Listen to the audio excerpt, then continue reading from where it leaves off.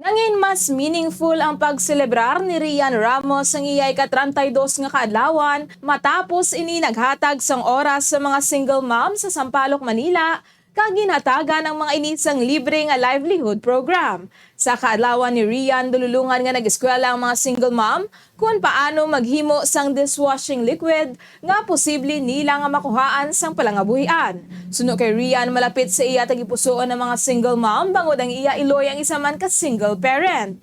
Luyag sining magpili sang isa ka programa nga pwede makapabago sang kabuhi kag makabulig sang long term gani ini ang nagpatigayon sang TESDA livelihood training para sa ila.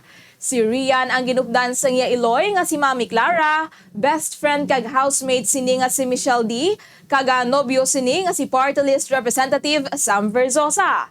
Antes ini, una na nga nag-organize ng surprise party ang pamilya kag mga abyan ni Rian nga gintambungan sang iya nga kilala.